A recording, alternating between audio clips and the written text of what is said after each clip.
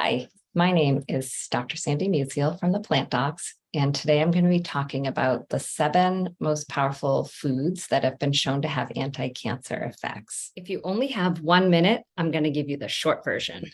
And if you have more time, then you can stay and watch the 30 minutes now or another time. Cruciferous vegetables, kale, they're both a leafy green and a cruciferous. Eat these every day, multiple times a day.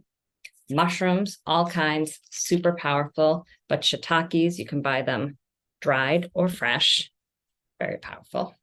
The allium family, which includes onions and garlic, try to get them in as much as you can. Soy in the form of edamame, I love this, easy, quick, or tofu, organic, great. Berries of any kind. I love these wild frozen blueberries, fresh berries, pomegranates. And I'm going to throw these from my garden in, baby tomatoes. They're so rich in antioxidants. And lastly, flaxseed, get in a tablespoon a day. And don't forget broccoli sprouts. The name of my talk today is Yes, Nutrition Does Matter, 7 food groups that help fight cancer. Just a little background on myself. I'm a physician who has an undergraduate degree in nutritional sciences, so I've had this lifelong interest in nutrition. I am board certified in pediatrics and obesity medicine, and then I've done some additional training to become, more of an expert in food as medicine. I've done the plant-based nutrition certificate course at eCornell. I did a 1-year health coaching program at the IIN, a culinary coach class at Harvard's Chef Coaching, and I am the co-founder and president of the nonprofit Plant Docs. My disclosures, I have nothing financial to disclose. My nutritional advice is intended to help optimize your body's health by providing the best fuel to boost your immune system. Whole food, plant-based nutrition can support your body to improve functioning at a cellular level while optimizing your gut biome. This is not a cure for cancer and should never take the place of your doctor's medical advice. That said, there is no downside to improving your diet before, during, or after a cancer diagnosis. So the food you eat can either be the safest and most powerful form of medicine or the slowest form of poison. This quote by Anne Wigmore kind of summarizes a lot of what we do in the food as medicine arena. Every time our cells turn over, which they're constantly doing in our body, where are we getting the building blocks to make new cells? We literally are what we eat. So if you're eating 100 calories of broccoli or 100 calories of Oreos, that's going to matter in the quality of the cells that you create.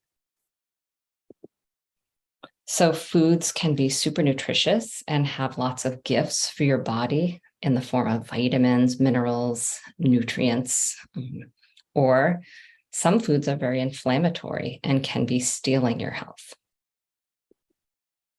So how do foods help to ward off cancer? So I like this concept of eating the rainbow. Foods can prevent damaged cells from reproducing. Certain foods can reduce inflammation or regulate hormones. They can protect and repair DNA, slow cancer cell growth, and strengthen your immune system. So the first one is that certain nutrients within certain foods can prevent normal cells from becoming cancer cells. That's a good thing.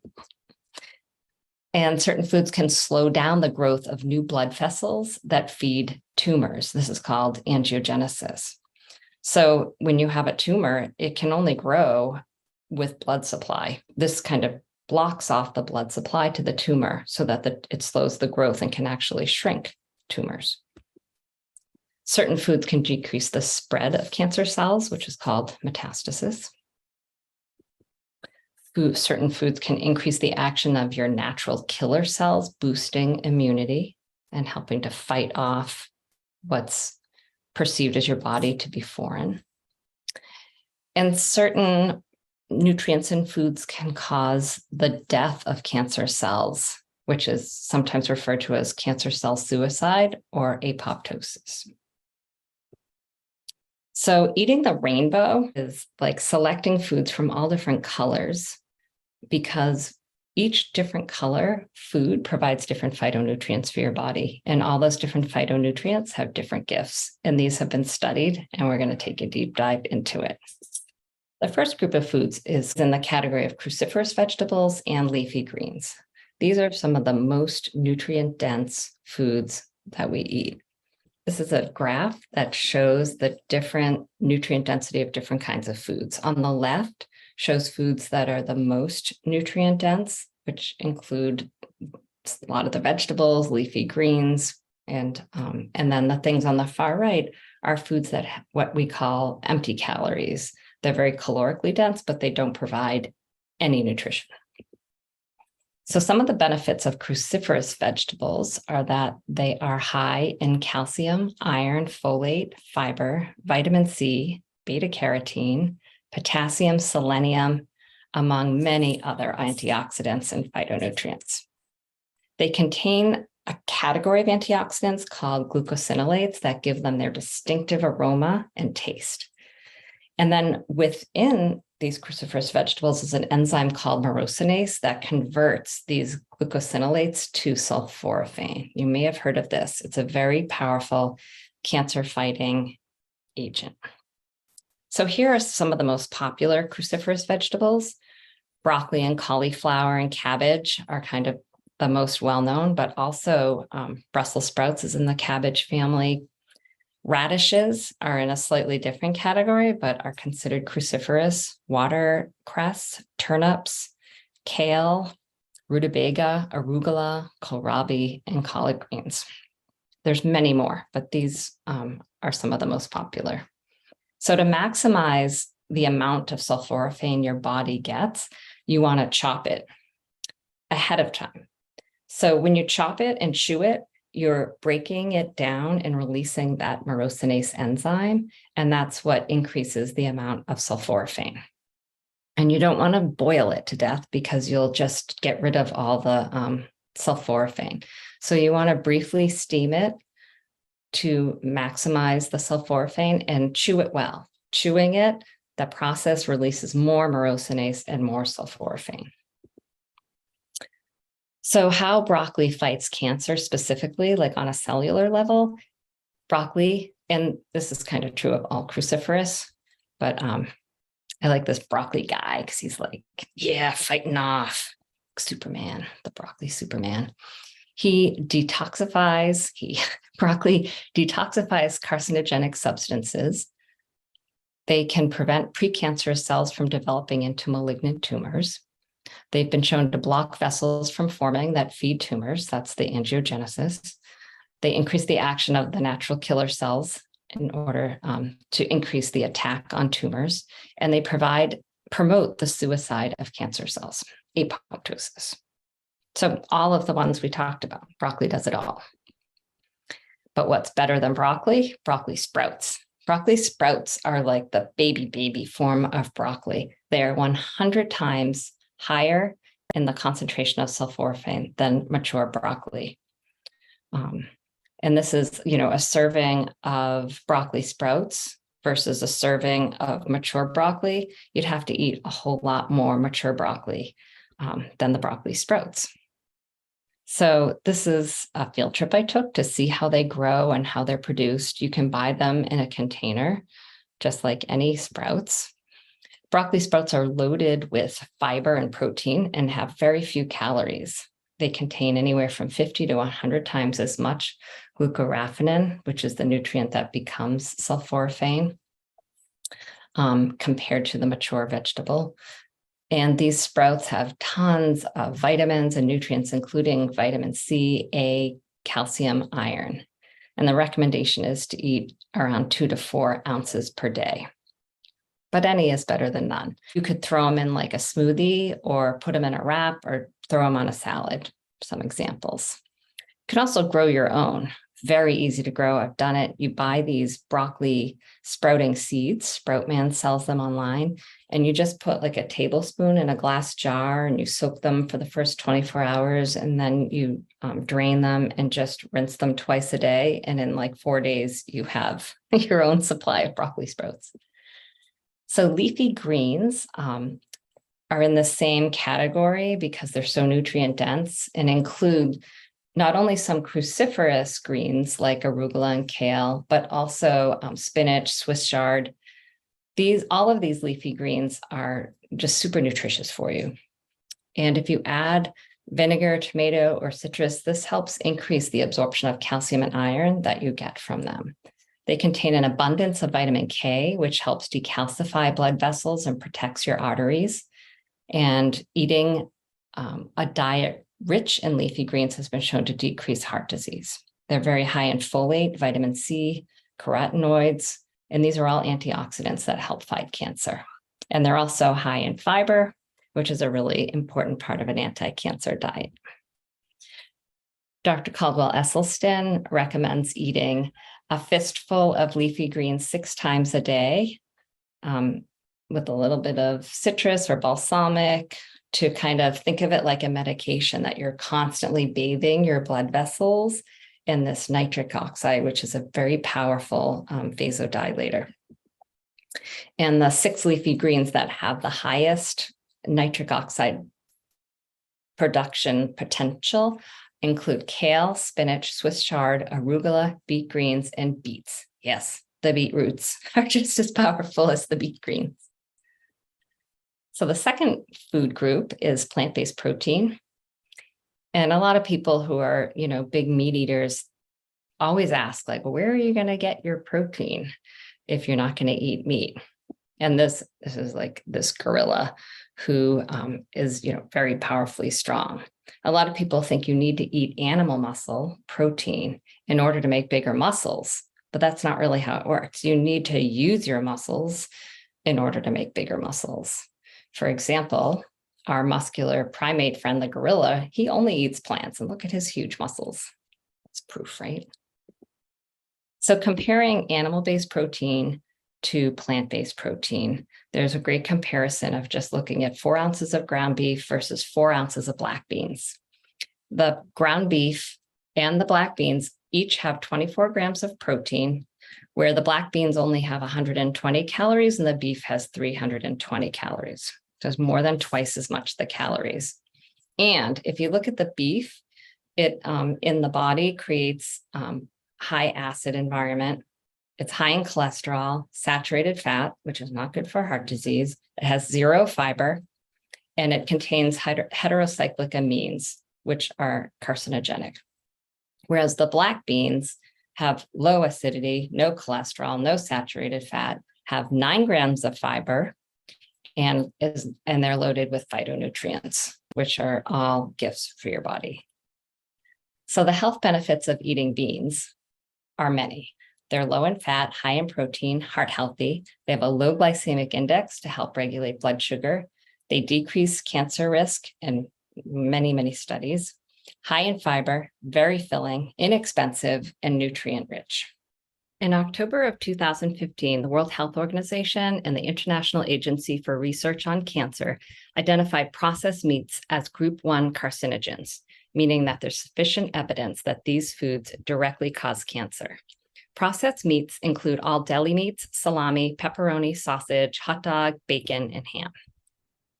Red meat, including beef, lamb, pork, goat, etc., are class 2 carcinogens, meaning the current body of evidence indicates that red meat is a probable cause of cancer. So how does animal protein promote cancer?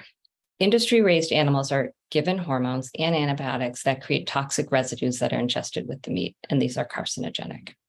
Cooking animal foods at high heat, especially grilling, creates carcinogens, including heterocyclic amines and polycyclic aromatic hydrocarbons. Processing meats adds chemicals like nitrates that generate the N-nitroso compounds, which are carcinogenic. Pesticides that are used in animal feed create toxic residues that are ingested with the meat. Inflammation-producing properties are found in meat from animals fed grain-based diets. If you'd like to eat more plant-based proteins, here are 10 plant-based sources of protein. Soy is excellent, like tofu or edamame.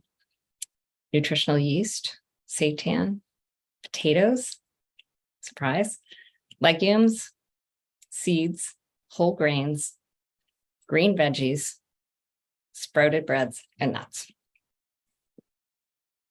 So soy has naturally containing phytoestrogens called isoflavones. And the scientific literature suggests there is no dangerous effects from eating soy, even in women with breast cancer that's estrogen positive, but rather protective effects. Daily soy may also reduce the effects of xenoestrogens, those found in our environment. But avoid isoflavone supplements, which are concentrated forms of soy. Avoid overly processed soy and non-organic soy. The best sources of soy are dry roasted soybeans, edamame, tofu, and soy milk. So fiber, which is found in all plant foods and especially in beans, increases your beneficial bacteria, lowers your bad cholesterol, increases fullness, gives you more regular stools, promotes weight loss, and decreases cancer risks. The American Heart Association and the Academy of Nutrition and Dietetics recommend these values for people under 50. Female should get 25 grams per day and males should get 38, and over 50, females should get 21 grams and males 30. Dr. Neil Barnard from the Physicians Committee for Responsible Medicine recommends 40 grams of fiber per day for all adults. How does fiber help cancer? It helps eliminate toxins from the body, helps bind estrogens, so may help reduce elevated estrogens in the body, improves insulin sensitivity, and improves gut biome. Foods highest in fiber include beans, high fiber cereals, green peas and corn, vegetables like broccoli, carrots, Brussels sprouts, berries, fruit with the skin on, whole grains, nuts and seeds, and flax and chia seeds. And animal products have zero fiber. There is absolutely no fiber in milk, meat, cheese, or eggs. So the third group is whole grains. Whole grains are grains in their original state that haven't been refined. Grains that are refined have the bran and the germ removed, and it leaves just the endosperm. And then oftentimes they take these refined grains and they enrich them, meaning they add back in the vitamins that were removed during the refining process. Just keep them whole. So here's a chart from Forks Over Knives that I love that just compares the refined carbohydrates on the right with whole carbohydrates on the left.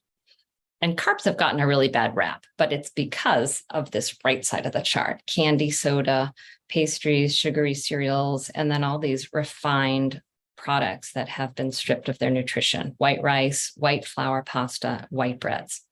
And on the left, you have whole carbohydrates. They may have natural sugars, but these are okay. So fruits in their whole form, not juices. Leafy greens and vegetables, potatoes, sweet potatoes, beans, lentils, peas, whole grains, corn, and pasta made from 100% whole wheat or made from brown rice, lentils, quinoa, chickpea pasta. So examples of whole grains are quinoa, brown rice, farro, buckwheat, sorghum, barley, millet, oats. There's a lot out there.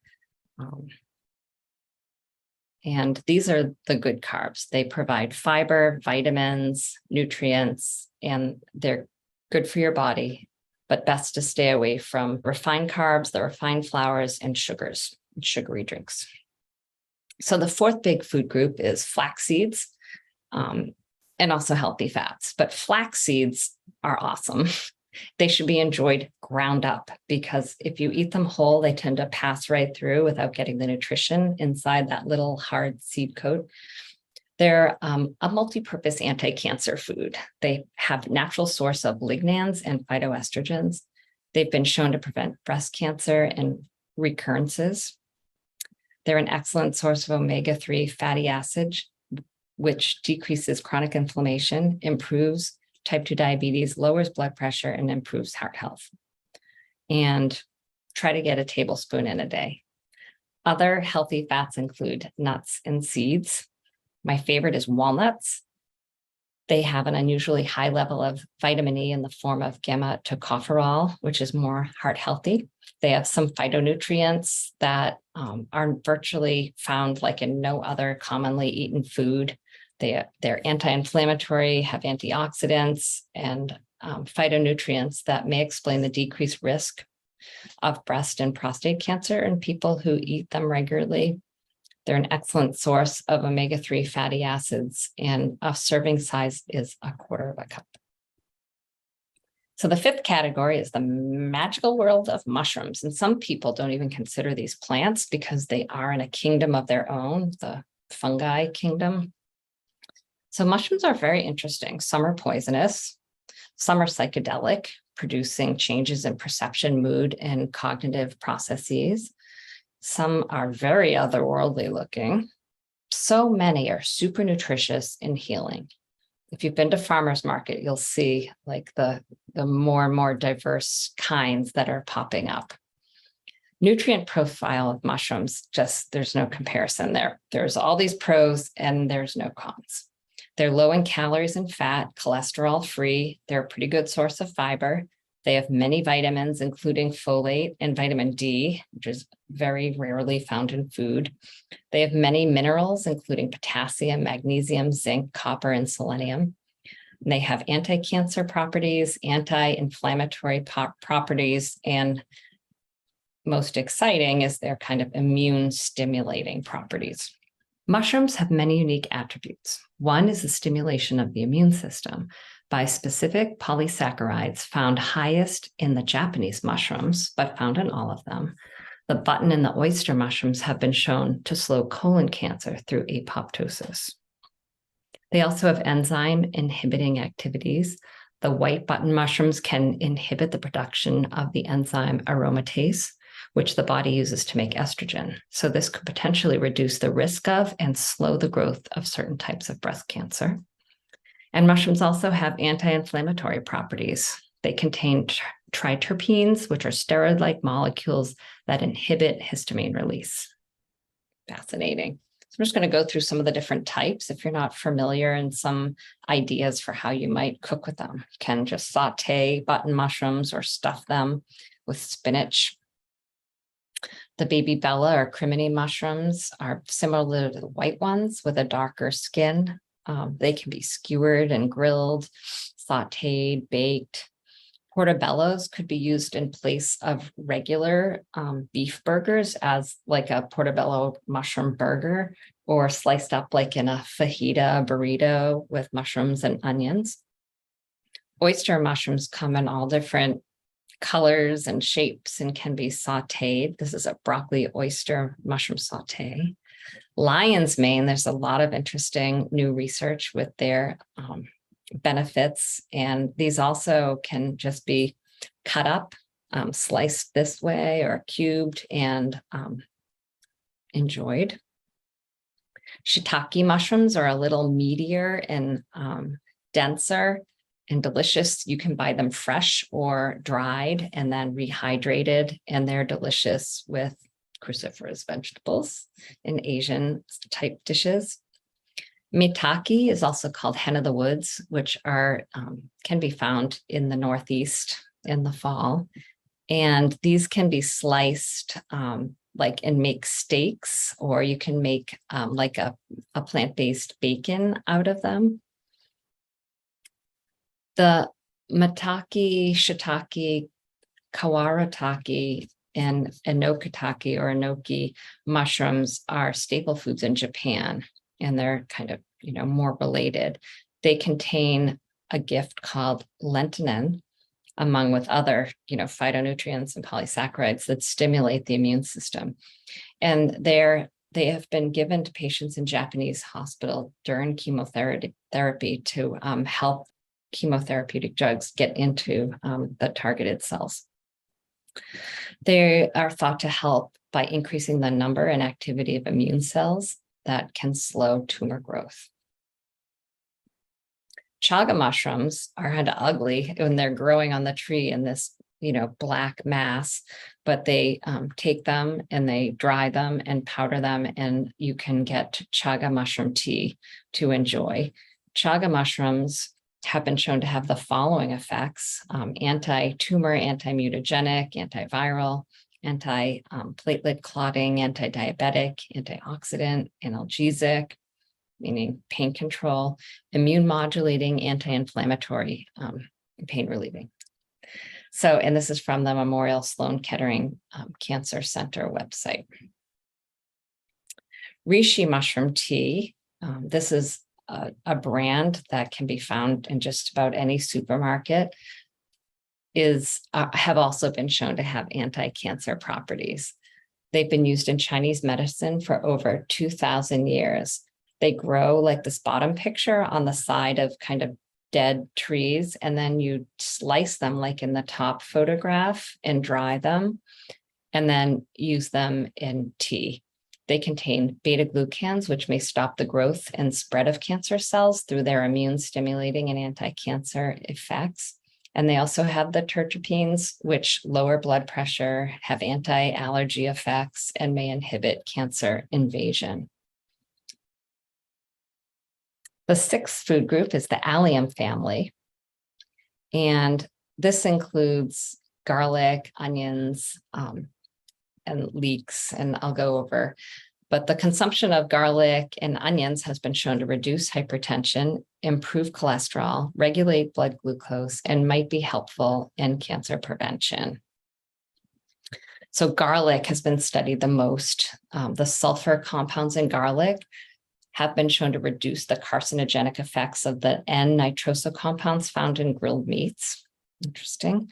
They promote cancer cell death, the apoptosis, and this has been demonstrated with colon, breast, lung, prostate, and leukemia cancer cells.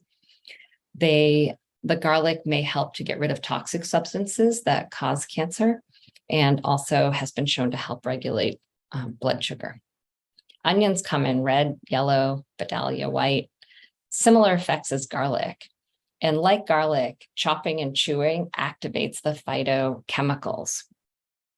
And onions are a major source of the flavonoid quercetin, which is a powerful antioxidant. Leeks are in the allium family as well. They can be grilled, sauteed, made into soup. The dish on the bottom is leeks with walnuts and tarragon.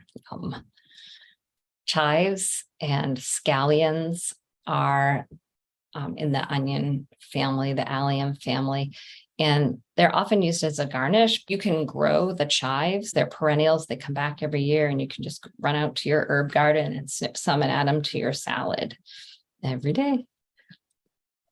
The seventh category is berries, and berries are set apart from other fruits because they're, little packages of concentrated phytonutrients. And so you can just imagine that they have like more nutrition in a tiny little package, kind of like the broccoli sprouts. They're full of vitamins, phytonutrients, antioxidants, lots of anti-cancer effects, fiber, and are considered a superfood. Berries have the nutritional gift of ellagic acid, one of the many phytonutrients, but the highest amount of ellagic acid are found in raspberries, blackberries, and blueberries. But it's also found in hazelnuts and pecans. And this ellagic acid has been shown to decrease tumor growth. It can improve our cells' ability to fight off toxins, prevent new blood vessel formations that feeds tumors, and good news, the freezing doesn't impact the anti-cancer effects. So frozen berries are always great to have on hand, no matter what the season, to add to smoothies. Blueberries specifically have the blue phytonutrient category called anthocyanidin. And specifically, the kind of anthocyanidin is called delphinidin. It gives berries their striking blue color. And this has been shown to block cancer cell growth and promote cancer apoptosis. Pomegranates are interesting. They're actually a big berry. Their secret weapon is two different groups of polyphenols, which are antioxidants, the anthocyanins and the hydrosoluble tannins. with names that are also not pronounceable. Punicalin, punicalogen, and relatives of the ellagic acid. They have a lot of antioxidants that protect cells from toxins. As far as anti-cancer, they suppress cancer cell growth and promote cancer cell death. Men from countries that eat a lot of pomegranates have the lowest prostate cancer rates in the world, up to 50 times lower. They're a very heart-healthy food. You can eat them as a fruit, toss on a salad, or mix with any whole grain. Delicious. Cherries have a triple threat as far as their gift against cancer. They have the chlorogenic acid, the cyanidins, and ellagic acid. So cherries are these just little medicine balls that I just try to get whenever possible. And I know like the growing season is short, but you can buy cherries in the freezer section and have them year round to add to smoothies. So in summary, eat the rainbow to try to get the huge array of phytonutrients to kind of stack the cards in your favor to ward off cancer. And there's absolutely no downside to eating any of these foods. I also want to share 3 of my favorite books that you might like.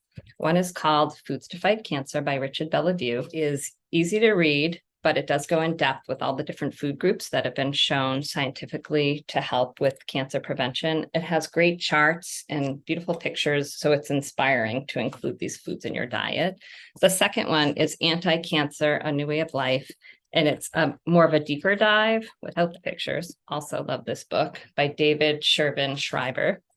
And the third one is Beat Cancer Kitchen. This is a cookbook, and I love the spiral bound, so it just like lies flat open. It has great pictures, easy recipes, and they're all anti-cancer. So if you're interested in any additional help from the plant docs, we do one-on-one consultations. We have a 1-month Foods to Fight Cancer program. We have a Jumpstart Your Health with before and after labs for a 1-month immersion into whole food plant-based eating. And we have monthly remote cooking classes. Ways to connect with Plant Docs, check out our website, plantdocspvd.com. We have a monthly newsletter. You can go on our website to sign up. Follow us on Instagram and Facebook at Plant Docs PVD. Check out our YouTube channel, Plant Docs. And my email is sandy@plantdocspvd.com. Thanks for joining me.